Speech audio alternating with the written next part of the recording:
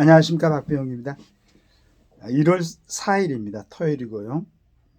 오늘 비록 지금 대통령이 탄핵돼서 업무가 정지돼 있고, 대통령 관저 주변으로 또 오늘 또 많은 인파들이 몰려서 여러 가지로 이제 모습을 보이겠지만은, 또 토요일이 됐으니까 우리 국민 여러분께서 가능하다면은 좀 평안한 그런 하루가 됐으면 좋겠다는 생각을 합니다.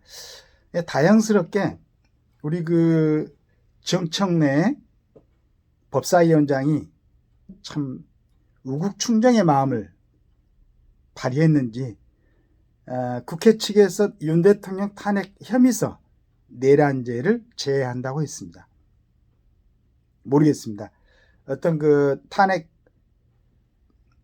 심판을 할 때 헌법재판소에서 시간을 빨리 이렇게 끝내려는, 이현성에 집중해갖고 빨리 끝내려는 의도도 있다 그러는데, 저는 그보다도 우리 법사위원장, 정청래 법사위원장의 나라를 걱정하는 마음을 믿습니다. 그래가지고 이제 지금 국회에서 탄핵소추 결의가 된 건 여러 가지 국민들의 어떤 생각들도 있었고, 물론 이제 국회의원들의 결의에 의해서 결정이 되는 거지만은, 근데 그런 과정에서 첫째는 이제 국민들이 놀랐던 것은 내란죄가 적용이 된다는 얘기겠죠. 비상계엄은 이제 발표가 됐지만은 그게 너무 참 일부 사람들이 볼 때 저게 무슨 계엄인가. 10시 반 정도면은 사람들이 가장 TV를 많이 시청하고 또 이렇게 자지 않고 있을 때인데, 그걸 갖다가 발표를 하고 국회의원들이 전부 다 일부는 담을 넘어갔다고 그러는데, 실은 뒷문을 개방해갖고 국회의원들이 전부 다 이제 들어갈 수가 있었었고, 비상계엄 해제는 당연히 할 수 있는 그런 인원이 갖다 충족이 돼가지고 해제를 하고, 그래서 과연 그런 부분을 아는 사람, 조금이라도 이해를 하는 사람들은 저래서 무슨 비상계엄을 한다고 그랬을까. 그래 나중에 이제 대통령의 입장도 나오고, 야당 쪽에서는 이걸 내란으로 규정해가지고 1차에는 결과가 안 나왔지만은 2차에는 탄핵을 했었죠. 그런데 여기에서 지금 아마 헌재에서 그 부분을 갖다 내란죄를 제외한다고 이제 이렇게 얘기가 됐나 봐요. 그러면서 저는 우리 정청래 의원이 내란죄로 이걸 갖다가 이제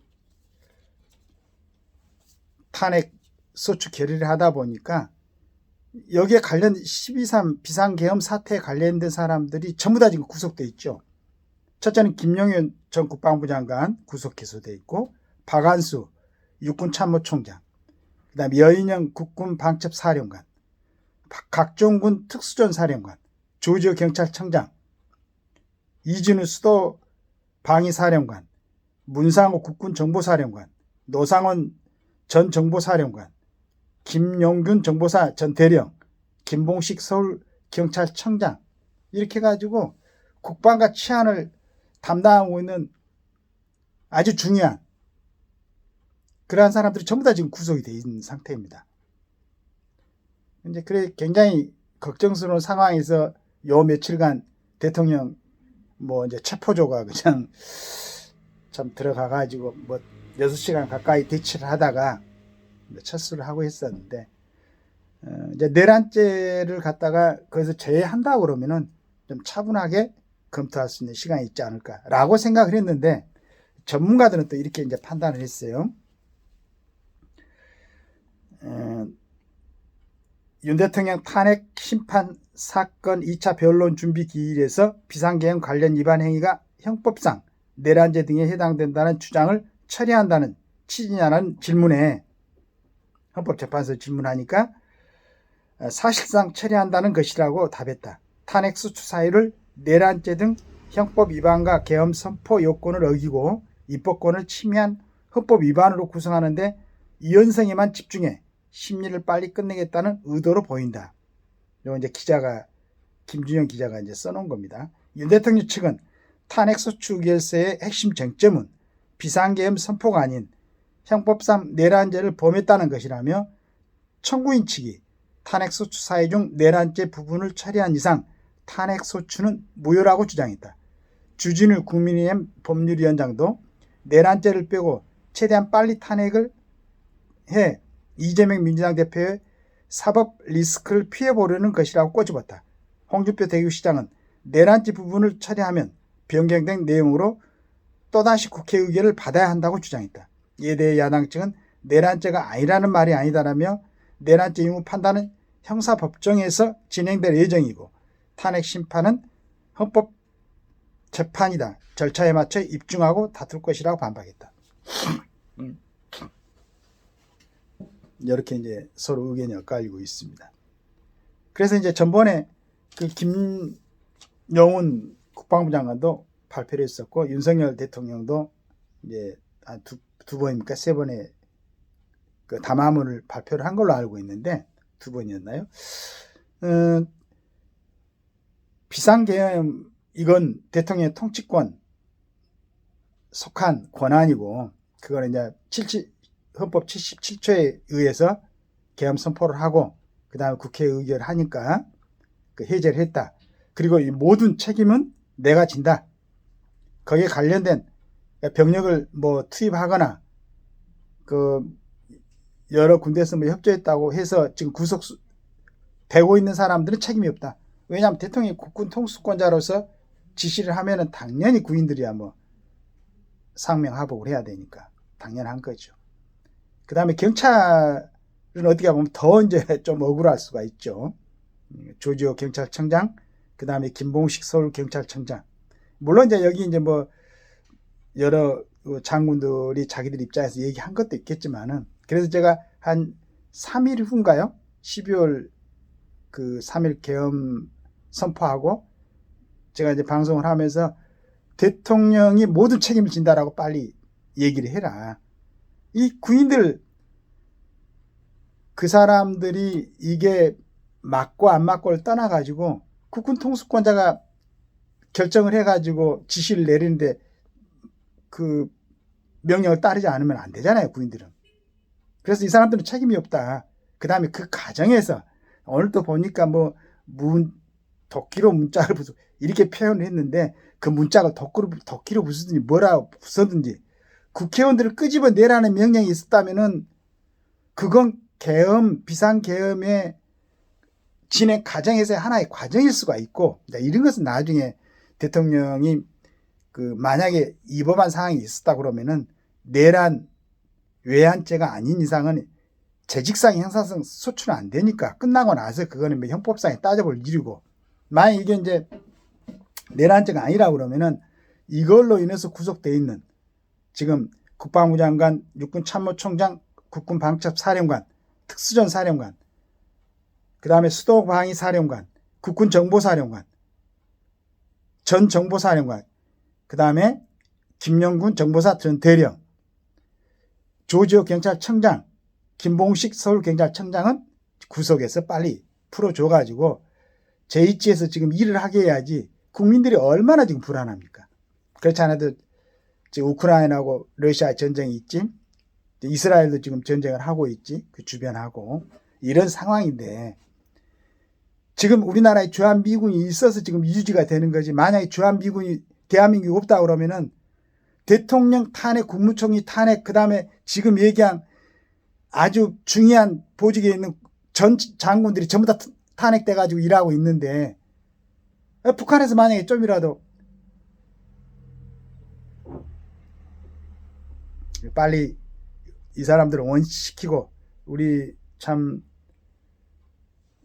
정책내 법사위원장의 우국 충정이 그 결과로까지 이어져서 가지고 빨리 나라의 안보를 갖다가 챙기고 국민들이 평안하게 좀 할 수 있는 그런 결정을 빨리 내리기 바랍니다.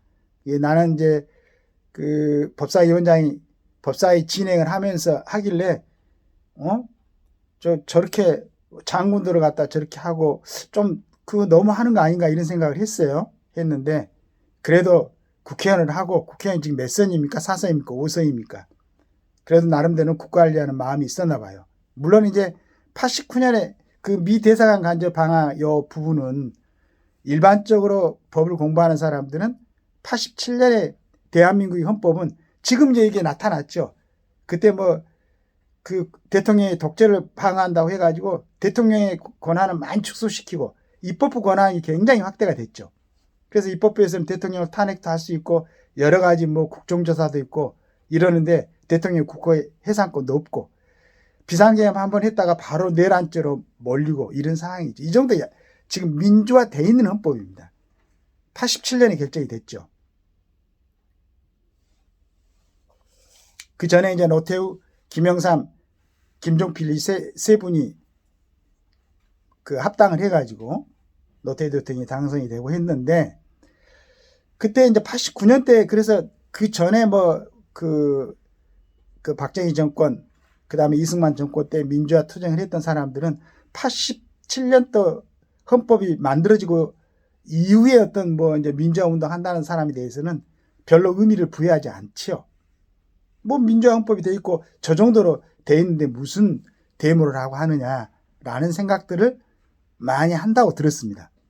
그러나 이제 그때 또 마찬가지로 우리 정청래 지금 법사위원장은 나름대로 또 뭐 나라를 이해한다고 미국 그 대사관 간제에 들어가서 방화도 하고 문화원입니까? 미 대사관입니까? 방화를 하고 했었는데 이번에 그 이제 국회 탄핵 소추탄의 단장이죠. 국회 법사위원장이 거기에서 내란죄를 적용하지 않겠다고 한 것은 나름대로는 국가를 생각하는 의미가 있었지 않는가. 물론 이제 다른 쪽에서는 지금 뭐 그걸 빨리 내란죄를 제외시켜갖고 빨리빨리 이걸 갖다 탄핵 절차를 진행시켜가지고 이재명 대표의 사법 리스크를 갖다가 제거하려는 의도다라고 얘기를 하지만은 뭐 이제 하다 보면 그런 게 보일 수도 있겠지만은 정청래 법사위원장이 저는 이제 좀 그 충정을 갖다가 그 현실적으로 적용을 시켜갖고 빨리 이제 이 사람들을 그 원대 복귀시켜갖고 제 자리로 보낼 수 있도록 저는 국방부 장관은 아마 이제 뭐 면직이 됐습니까? 해임이 됐습니까? 그렇게 된 걸로 알고 있고 나머지는 아직은 지금 자리에 있는 것 같은데 빨리 원대 복귀시키고 경찰청장 그 다음에 서울경찰청장도 제자리를 복귀시켜가지고 국가안보와 치안이 정상으로 돌아올 수 있도록. 그래서 오늘은 제가 그 정청래 법사위원장은 모습은 남자답게 생겼죠. 남자답게 생겨서 마지막으로 부탁드리는데 그 참 중요한 자리에 있을 때 국관리에서 좋은 결정을 하기 바랍니다. 빨리 그 민주당 뭐 이렇게 원내 회의를 하든지 해가지고 지금 그 국민의힘에서 요구하는 대로 그러면 내란죄 적용을 뺀다면은 탄핵 결의를 다시 해야 된다. 저도 이게 맞는 것 같아요. 맞는 것 같은데 여하튼 하여간 12.3 비상계엄을 내란죄에서 뺀다 그러면은 내란죄로 적용시켜갖고 지금 구속된 우리 장군들하고 경찰청장, 서울청장을 빨리 원대 복귀시킬 수 있는 그런 결정을 하는 모습을 보여가지고 그 우국 충정이 현실로 보여지는 그러한 결정을 했으면 좋겠습니다. 그리고 내가 어제도 얘기했지만은 공수처 영장 집행 그 절차 그 다음에 그 부분에 대해서 좀 준비를 해가지고 국민들이 그 절차에 대해서 또는 수사권의 어떤 범위에 대해서 문제를 삼지 않도록 잘 정비하시고 우리 젊은이들이 한 사람도 다치지 않도록 지금 국회의원들은 한번 자기 국회의원 더 이상 안 하면 되고 그만두면 되지만은 젊은이들이 만약에 그런 과정에서 문제가 생기면은 평생에 그 사람들이 어떻게 살겠습니까? 진짜로 나라를 걱정하고 젊은이들을 사랑한다 그러면은 그런 일이 일어나지 않도록 빨리 결정들 하시기를 기대합니다. 감사합니다.